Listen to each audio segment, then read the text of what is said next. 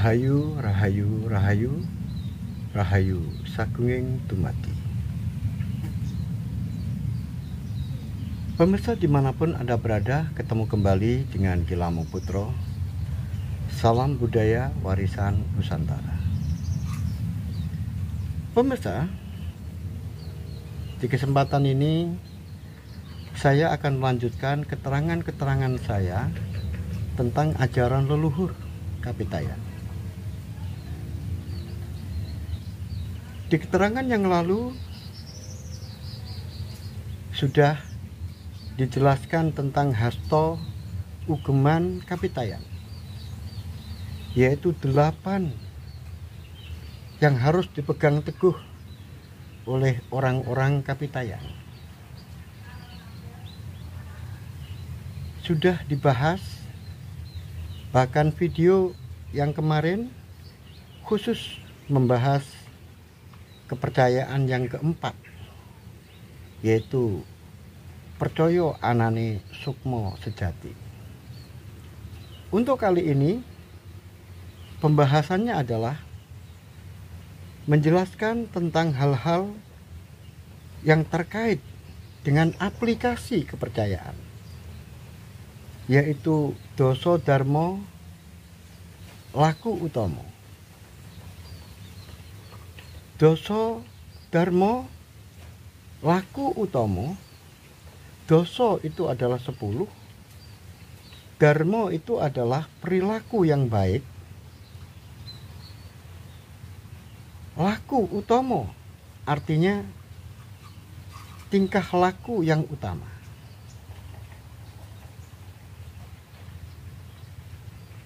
Ada 10 dharma atau perilaku baik sebagai implementasi, sebagai perwujudan dari sebuah kepercayaan. Oleh sebab itu, dosa yang pertama ingkang angka kaping sepisan manembah Sang Hyang Tunggal. Kemudian dharma ingkang angka kaping kalih inggih menika memayu hayuning buwana. Dharma ingkang angka kaping 3 inggih menika asih marang sapada titah. Dharma ingkang angka kaping 50 marwat marang pertiwi.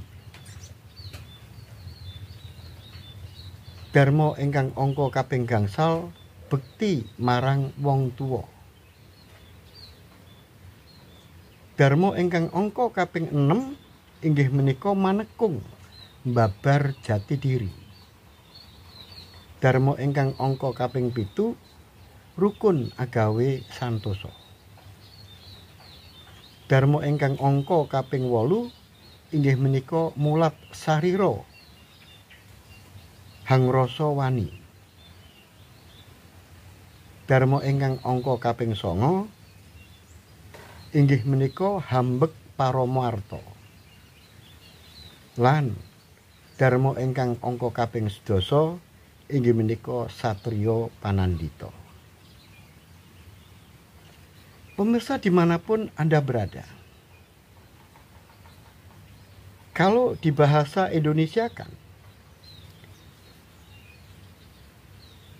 angka kaping sepisan artinya nomor 1 manembah Sang Hyang Tunggal. Kalau dibahasakan dengan menggunakan bahasa Indonesia, manembah itu artinya adalah menyembah Sang Hyang Tunggal. Angka kaping kalih yang nomor 2 memayu hayuning buwana. Kalau di bahasa Indonesia kan adalah memperbaiki dunia, memperindah, mempercantik dunia. Ingkang angka kaping 3 yang nomor 3, asih marang sapodo titah. Asih artinya adalah kasih sayang terhadap sesama makhluk. Kemudian yang nomor 4, angka kaping 5, marwat marang pertiwi, merawat bumi. Kemudian yang ke-6, angka kaping 6, manekung kula ambali ingkang angka kaping gangsal yang nomor 5 adalah bekti marang wong tuwa. Artinya adalah berbakti kepada orang tua. Ingkang angka kaping 6 inggih menika manekung babar jati diri.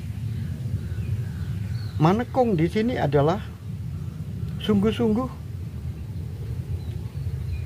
babar jati diri, artinya membentuk kepribadian. Kemudian yang ke-7, ingkang angka kaping 7, rukun agawe santoso. Rukun membuat kesentosaan. Yang nomor 8, mulat sariro hangrosowani. Artinya berani untuk berkaca diri, berani introspeksi diri, berani mengatakan yang benar itu benar, yang salah itu salah. Kemudian yang 9, hambek paromo arto. Hambek paromo arto artinya mendahulukan yang lebih penting. Kemudian satrio panandito, kesatria yang memiliki tingkat keyakinan yang kuat. Itu adalah doso dharma laku utomo kapitayan. Baiklah pemirsa dimanapun Anda berada, kita memberikan keterangan. Keterangan yang pertama yaitu manembah Sang Hyang Tunggal. Menembah Sang Hyang Tunggal di sini adalah bukan berarti Sang Hyang Tunggal itu memerintahkan kepada kita, bukan. Bukan berarti Sang Hyang Tunggal itu mewajibkan kepada kita untuk melakukan persembahan, bukan. Bukan Sang Hyang Tunggal itu kemudian mengancam kalau tidak melakukan persembahan, bukan. Di kapitayan itu manembah Sang Hyang Tunggal itu bukan karena paksaan, bukan karena diperintah oleh Sang Hyang Tunggal, bukan diwajibkan oleh Sang Hyang Tunggal, dan bukan takut terhadap ancaman-ancaman Sang Hyang Tunggal. Tetapi sembahyang menyembah Sang Hyang Tunggal itu hanya disebabkan oleh satu hal, kesadaran diri kita sebagai ungkapan rasa matur nuwun kita kepada Sang Hyang Tunggal yang telah menghidupi, menghidupkan, dan memberi penghidupan di bumi loko ini. Atas dasar ungkapan rasa terima kasih itu, maka kita dengan penuh kesadaran memberikan ucapan terima kasih dengan cara manembah di hadapannya. Itu yang perlu diketahui. Kemudian yang kedua, memayu hayuning buwono. Memayu itu artinya memperindah, mempercantik. Hayuning bawono. Hayuning bawono artinya kecantikan dunia. Jadi dunia ini sudah cantik. Tetapi kita sebagai titah sawantah diperintahkan atas kesadaran untuk mempercantik bumi yang indah itu. Dengan kata lain, kita disuruh merawat, disuruh menjaga agar jangan sampai terjadi kerusakan-kerusakan di bumi. Karena pada hakikatnya, karena bumi ini rumah kita, tempat tinggal kita, kita makan, minum, di sini tempatnya. Oleh sebab itu, sudah semestinya yang punya rumah itu merawat rumahnya. Yang punya bumi itu harus menjaganya supaya tidak rusak. Kalau rusaknya bumi juga berakibat kepada rusaknya yang menempati. Oleh sebab itu, kita punya kewajiban untuk memayu hayuning bawono, menjaga dan merawat kecantikan dunia supaya tetap cantik, supaya tetap lestari, supaya tetap bumi itu memberkahi yang ada di atasnya, yang ada yaitu yang menempati. Ini. Jadi ini merupakan kesadaran. Jadi kapitayan itu semuanya yang dilakukan bukan karena paksaan. Tapi semuanya berangkat dari sebuah kesadaran. Ini yang kedua. Kemudian yang ketiga adalah asih marang sapodo titah. Titah itu adalah ciptaan. Titah itu adalah utusan. Titah itu adalah yang diberikan untuk melakukan tugas-tugas dan tanggung jawab secara pribadi. Oleh sebab itu, masing-masing orang ini memiliki kedudukan yang sama. Sama-sama titah. Titah sawantah. Sama-sama ciptaan. Sama-sama umat. Oleh sebab itu, kita harus asih marang sapodo titah. Jadi kita harus berbelas kasih, kasih sayang kepada sesamanya. Sesamanya di sini menyangkut sesama jenis, sesama manusia, dan sesama yang hidup. Di sana ada binatang, di sana ada tanaman. Itu semuanya adalah titah.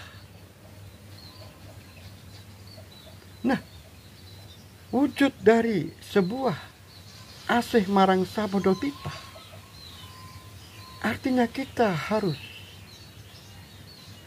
saling bisa menghormati, menghargai, saling bertenggang rasa, saling memberi, saling menerima. Itu semuanya adalah asih marang sapodo titah. Kalau ingin memelihara binatang, peliharalah dengan baik. Kalau ingin memakan binatang, makanlah dengan cara-cara yang baik. Kalau ingin menebang pohon, tebanglah dengan cara-cara yang baik. Karena semuanya itu adalah titah. Gotro yang punya kekuatan. Di samping gotro lumrah, titah itu adalah juga punya gotro kepetengan. Dia punya kekuatan. Inilah yang dimaksud dengan asih marang sapodo titah. Kalau sudah asih sapodo titah, maka tidak ada kesewenang-wenangan. Tidak ada yang namanya adigang, adigung, adiguno. Sopo siro, sopo ingsun. Tidak ada. Adigang rumangsa gede, merasa dirinya besar. Tidak ada yang bisa melawan kekuatannya. Adigang. Adigung merasa dirinya paling luhur, merasa dirinya paling terhormat, merasa dirinya paling suci, merasa dirinya paling orang yang harus dihargai. Gila hormat. Adigung. Adigang, adigung. Adiguno. Dia merasa tidak ada orang yang pinter kecuali dirinya. Adiguno. Orang lain dianggap bodoh. Orang lain dianggap salah. Orang lain dianggap sesat. Orang lain dianggap tidak mengerti. Semuanya serba kecil buat mereka. Adiguno. Merasa sok paling pinter. Sok paling istimewa. Sok paling cerdas. Sok paling benar. Itu semuanya adalah karena mempunyai sifat adiguno. Kalau sudah punya adigang, adigung, adiguno, tunggulah yang lebih parah lagi. Akan membedakan sopo siro, sopo ingsun. Siapa kamu, siapa saya. Kalau orang sudah mencapai derajat seperti ini, hanya satu yang keluar, kesombongan. Sombong. Itu pemirsa, itu tidak akan pernah muncul kalau orang itu punya asih, kasih sayang, sapodo titah. Baiklah pemirsa, pada suatu saat nanti akan dikupas lebih mendalam. Kemudian untuk Darmo yang keempat, Marwat marang Pertiwi. Marwat marang Pertiwi ini, marwat itu adalah memperingati, memberikan penghormatan, minta izin, minta restu. Itu bagian dari marwat. Marwat Pertiwi, Pertiwi itu adalah tanah. Tanah yang kita tempati ini adalah bumi. Dan kita ada di bagian bumi yang disebut dengan Jawa. Jawa bagian dari Nusantara, Indonesia. Nah, berarti marwat bumi, marwat Pertiwi, artinya adalah kita punya kewajiban untuk ikut di dalam menjaga kelestarian Jawa sebagai tempat yang kita tempati. Kita punya kewajiban untuk merawat Indonesia sebagai tanah tumpah darah. Kita punya kewajiban untuk merawat negara kesatuan Republik Indonesia.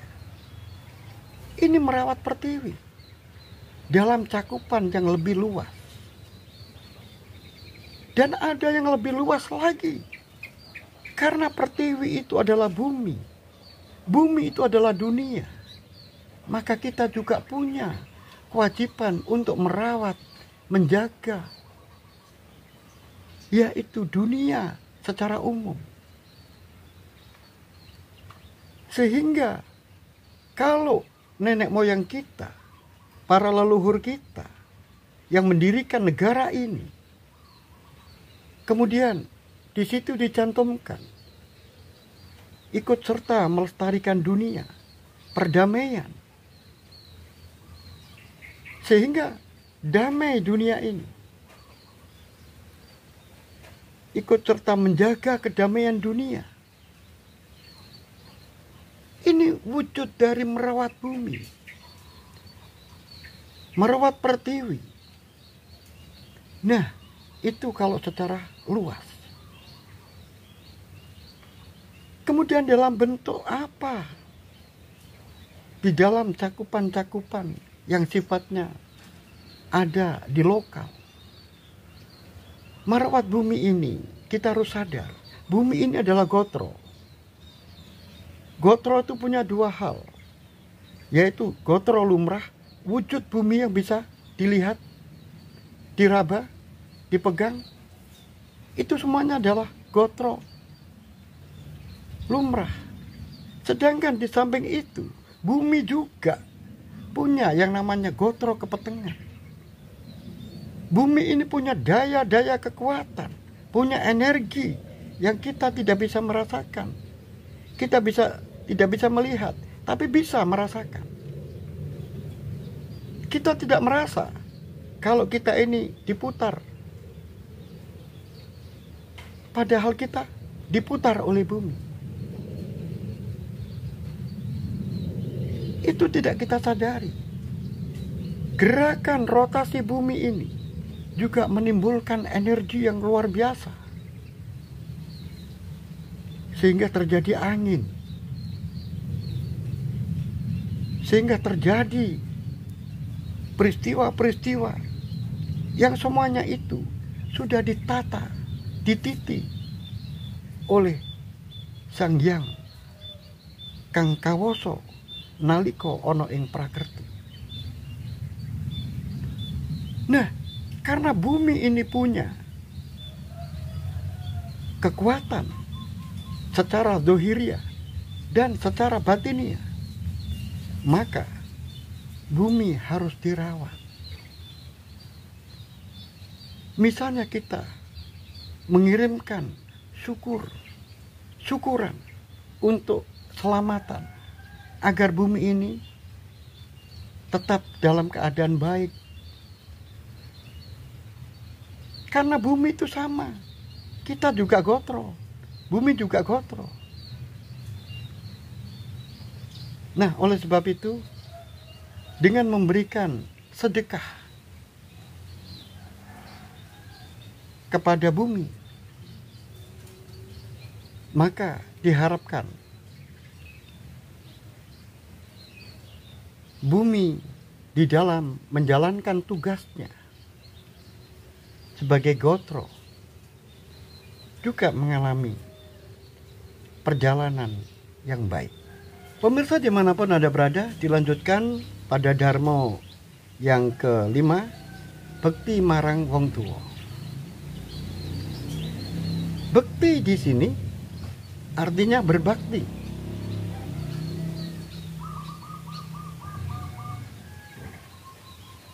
Kita ini merasa punya lantaran. Setelah kita diciptakan oleh Yang Maha Kuasa, diprakerti pada awalnya dengan sabdodadinya, dengan ilmunya, setelah menjadi gotro, kemudian menjadi yang disebut dengan lanangi jagat, dan sudah menjadi wadonnya jagat, maka semuanya itu berlaku hukum alam. Sehingga ada sebutan anak, ada sebutan bapak, ada sebutan anak, ada sebutan orang tua. Ada yang dilahirkan terlebih dahulu, ada yang kemudian. Sehingga ada yang tua, ada yang muda. Oleh sebab itu, sudah sewajarnya kalau yang lebih dahulu itu harus dihormati, dihargai. Karena yang dahulu itu, dia adalah yang tua. Oleh sebab itu, kita berbakti kepada orang tua sebagai lantaran ibu dan ayah yang mengukir jiwa dan raga. Sedangkan ibu yang mengandung dan merawat, sehingga kita semuanya berhutang budi kepada orang tua. Oleh sebab itu, sebagai manusia yang beradab, yang punya rasa, sungguh tidak elok apabila mengabaikan sebuah upaya orang yang merawat, mendidik, membesarkan, memberi kasih sayang yang tiada terkira. Nah, oleh sebab itu, kita punya kewajiban untuk mereka, orang tua kita. Kita harus berbakti,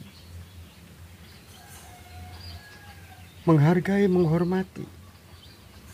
Sungkem merupakan bentuk rasa terima kasih kepada ayah dan ibu yang telah melahirkan, mengukir jiwa raga, mendidik, membina, membiasakan, mengajari segala sesuatu. Sungkem itu kewajiban bagi seorang anak. Sungkem itu beda dengan menyembah.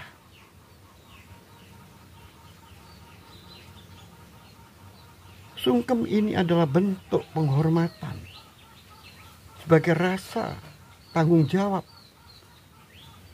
Sebagai anak merasa bertanggung jawab, punya orang tua, berkewajiban sebagai anak untuk menghargai, menghormati, menjaga dan merawat jika sudah tua. Ini adalah bentuk dari bekti marang wong tua. Tapi ingat, yang dimaksud orang tua di sini bukan hanya orang tua yang mengukir jiwa raga, bukan hanya orang tua yang mengandung. Guru adalah orang tua yang harus dihormati,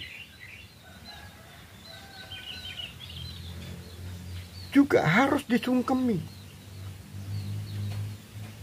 Dan juga para pemimpin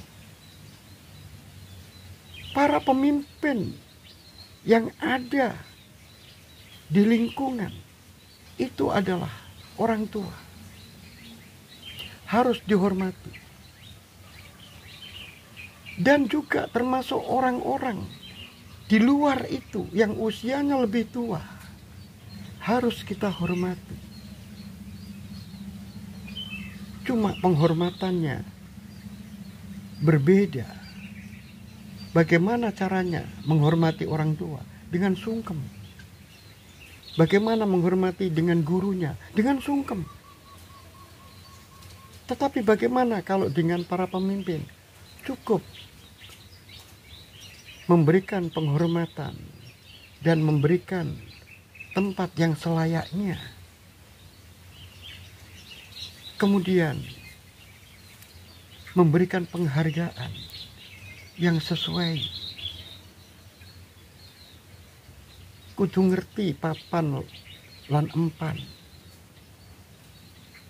Bagaimana dengan menghormati orang lain yang lebih tua? Sama, menghormati. Karena dia lebih tua.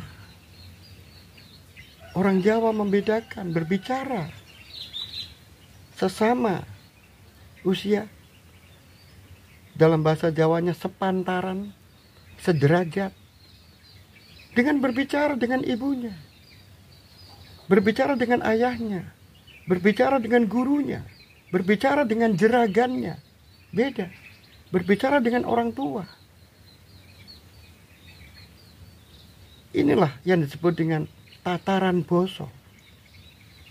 Ada basa ngoko untuk sesama pergaulan sederajat.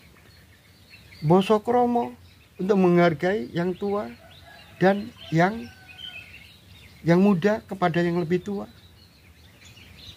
Kemudian ada kromo inggil. Basa kromo tadi untuk yang muda kepada yang tua.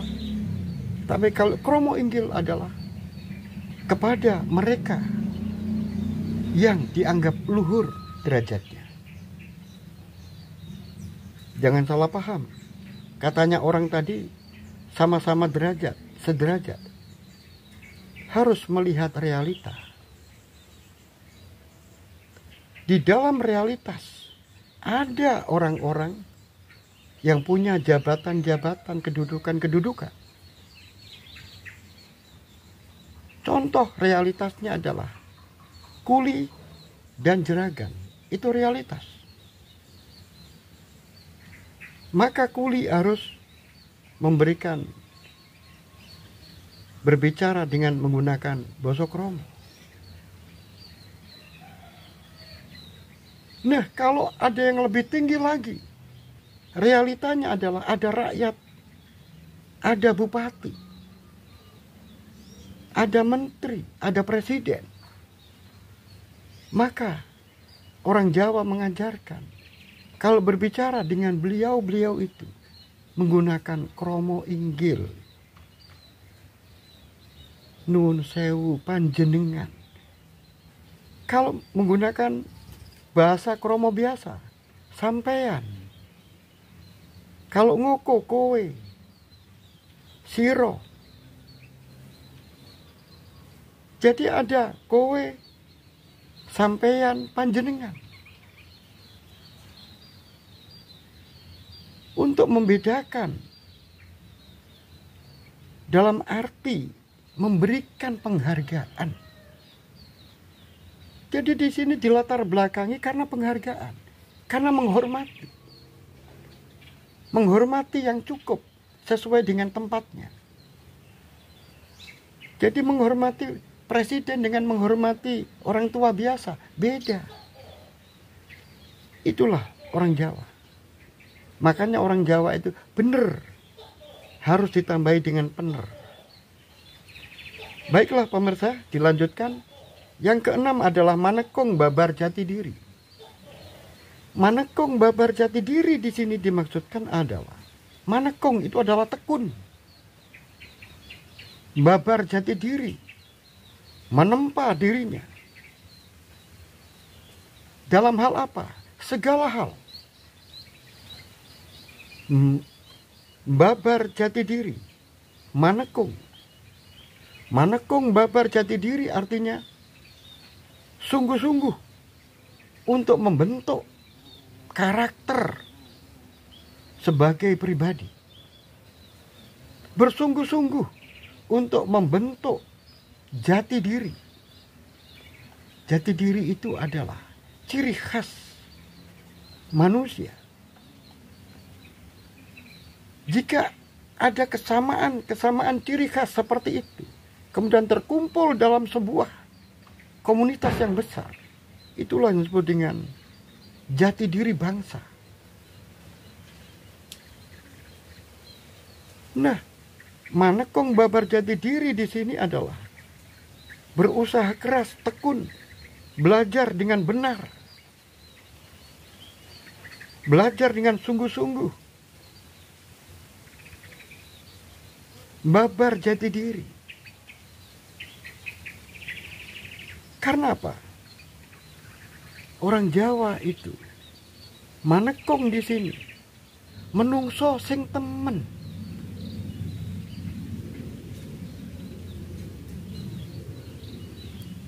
Menungso sing temen itu artinya bener-bener menungso.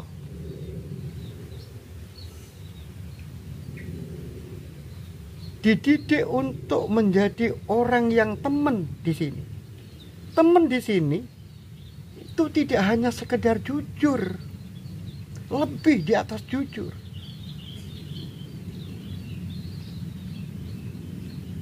Lebih di atas giat. Temen. Nek ngalor yo ngalor. Nek ngidul yo ngidul. Nek ngetan yo ngetan. Nek ngulon yo ngulon. Iku jenenge bener. Tur bener. Temen. Untuk membentuk orang yang seperti ini harus syaratnya adalah manekung, sungguh-sungguh. Belajar temen. Artinya adalah membentuk karakter jati diri. Membentuk watak. Watak itu hanya bisa dibangun, bukan seperti sulapan, tapi melalui proses pendidikan. Tidak bisa instan. Watak itu tidak mudah dihilangkan. Karena watak ini kalau sudah mengkristal akan seperti batu, watu. Keras, tidak mudah digoyahkan watak. Nah, itu yang disebut dengan manekung babar jati diri. Artinya berusaha keras untuk membentuk karakter diri, untuk membentuk kepribadian. Kemudian yang ketujuh adalah rukun agawe santoso. Ini adalah ciri khas leluhur kita. Rukun. Rukun. Di setiap sudut-sudut dusun desa dibuat kerukunan-kerukunan. Rukun tetangga, ada rukun warga. Itu dulu adalah warisan dari ajaran nenek moyang kita untuk rukun. Sebab rukun itu agawe santoso. Rukun itu membuat kekuatan. Kalau kita bersatu, rukun, maka tidak ada yang bisa menggoyahkan. Karena memiliki daya kekuatan yang berlipat. Itu rukun. Nah, rukun itu jangan dibubarkan karena satu hal, yaitu musyawarah. Musyawarah itu bukan untuk membubarkan kerukunan, tetapi musyawarah itu adalah untuk menguatkan kerukunan. Jangan dibolak-balik. Jadi wadah kerukunan itu untuk menjadikan yang diwadahi ini menjadi kuat. Jangan sebaliknya. Itu adalah rukun agawe santoso. Kemudian yang kedelapan, mulat sariro hangrosowani. Ini juga ciri khas leluhur kita. Leluhur kita itu selalu mulat sariro, berkaca pada dirinya, bukan sebaliknya. Mulat sariro itu adalah mencari kesalahan-kesalahan dirinya. Apa kesalahan-kesalahan yang dilakukan? Ini dikaca. Kemudian hangrosowani, berani merasakan apa yang salah di dalam dirinya. Jangan dikira yang selama ini benar, selamanya benar. Pada suatu saat kebenaran itu akan datang. Dan ternyata yang dulu diakui kebenarannya, ternyata sekarang tidak lagi. Karena di balik itu banyak yang tidak benar. Ini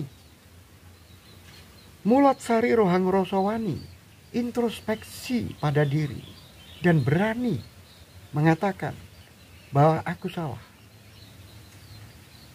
Aku salah. Kalau sudah berani mengatakan aku sing salah, risikonya adalah aku minta maaf. Sekarang ini mengaku kesalahan itu mahal harganya. Karena mereka tidak punya ini. Sekarang minta maaf kepada orang lain itu mahal harganya.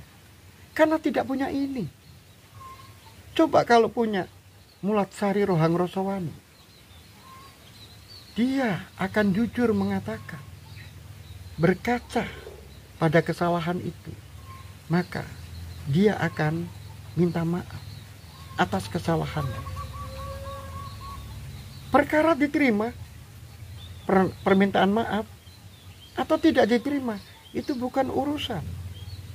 Yang penting adalah karena kita mengakui kesalahan kita, kemudian kita minta maaf kepada mereka yang kita salahi. Perkara dia mau memberikan maaf atau tidak, itu urusan dia, bukan urusan kita.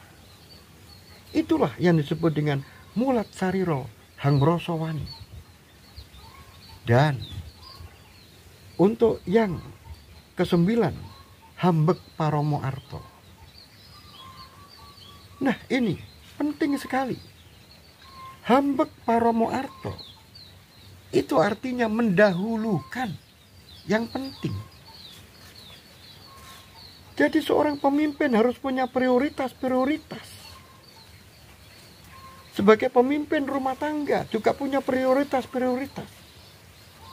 Sebagai seorang siswa punya prioritas-prioritas. Sebagai seorang pedagang punya prioritas. Jadi prioritas-prioritas itulah yang disebut dengan Hambek Paromo Arto. Mendahulukan yang lebih penting. Ini yang didahulukan beras, apakah gula? Maka seorang pemimpin harus tahu. Ini yang diutamakan, diprioritaskan, ini jalan atau membuat lapangan terbang. Semuanya itu harus dihitung. Itulah yang disebut dengan Hambek Paromo Arto. Mendahulukan kepentingan orang banyak. Mendahulukan kepentingan yang mendesak. Itu namanya Hambek Paromo Arto. Ini merupakan sebuah risiko sebagai orang yang sudah mempercayai ajaran-ajaran leluhur nenek moyang kita. Dan itu harus diugemi, dipegang teguh. Dan yang ke-10 adalah Satrio Panandito. Satrio, kesatria. Berjiwa kesatria. Berjiwa kesatria itu syaratnya adalah pemberani. Berani karena benar. Berani membela kebenaran, itu adalah kesatria. Berani membela orang yang ditindas. Berani membela orang yang dianiaya. Wani mbilo sekabiani. Pokoknya benar. Di sini diikuti dengan Panandito. Satrio Panandito artinya adalah seorang kesatria yang gagah berani, tetapi panandito, ngugemi ajaran-ajaran leluhurnya. Jangan sampai menyimpang dari ajaran-ajaran leluhur. Berani saja belum cukup. Membela kebenaran saja belum cukup. Tetapi harus dilandasi oleh ajaran-ajaran yang telah diwariskan kepada leluhur kita. Itu yang harus kita pegang. Nah, dengan demikian kita berani, ada landasannya, ajaran dari leluhur kita. Pemirsa dimanapun Anda berada, oleh sebab itu, di kesempatan-kesempatan yang lain akan dibahas panjang lebar. Sampai di sini dulu ulasan saya yang cukup singkat ini. Mudah-mudahan bisa menambah pengetahuan dari Anda semuanya. Oleh sebab itu, saya ucapkan banyak terima kasih. Matur nuwun, matur nuwun, matur nuwun. Rahayu, rahayu, rahayu. Rahayu Sagunging Dumadi.